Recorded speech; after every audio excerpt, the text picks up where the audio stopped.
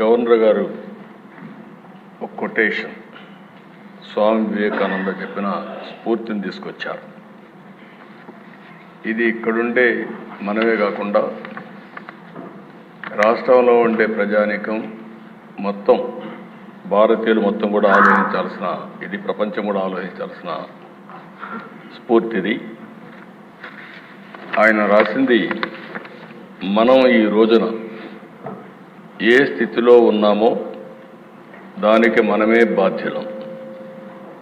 ముందు మనం ఎలా తయారు కావాలనుకుంటే అలా తయారయ్యే శక్తి మనలోనే ఉంది. మనం ఇంతవరకు ముందు చేసిన పనుల వల్ల మనం ఈ రోజున ఈ స్థితిలో ఉన్నాం. కాబట్టి నిస్సందేహంగా ఇప్పుడు మనం చేసే పనుల ద్వారా భవిష్యత్తులో మనం ఎలా తయారు కావాలంటే అలా తయారు చేసుకోవచ్చు.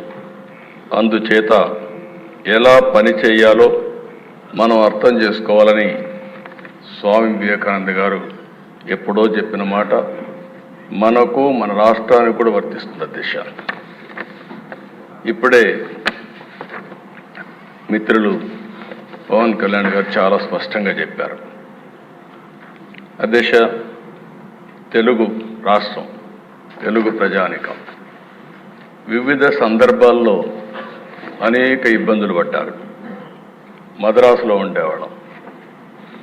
స్వాతంత్రం వచ్చే వరకు మద్రాసులో ఉండి పొట్టి శ్రీరాములు గారు త్యాగం చేసి ప్రాణాలు అర్పించిన తర్వాతనే రాష్ట్రం ఏర్పాటైంది. అది కూడా దిశ 1353 అక్టోబర్ 1న కర్నూలు కేంద్రంగా ఆ రోజు ఆంధ్ర రాష్ట్రాన్ని ఏర్పాటు చేసుకోవడం.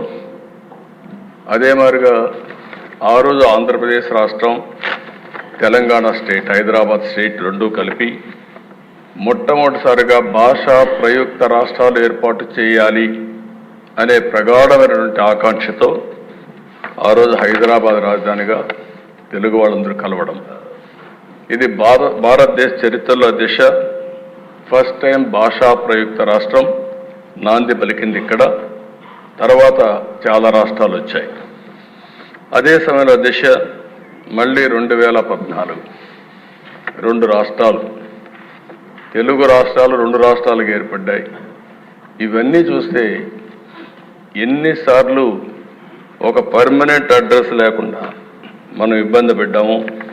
ఇది ఒక ఆలోచన మాత్రం. దిశ ఈరోజు మనం చూస్తే 10 ఏళ్ళు అయింది. 10 ఏళ్ళు అయితే రాజధాని ఏది అంటే మనం చెప్పుకోలేని పరిస్థితి. అంటే మొన్నటి వరకు మీరు చూసే దిశ 5 ఏళ్ళు అమరావతి అనుకున్నాం, 5 ఏళ్ళు 3 రాజధానులు ముచ్చటొచ్చింది. ఏది రాజధాని చెప్పలేక అవమానం పాలయ్యే పరిస్థితికి వచ్చావు దిశ.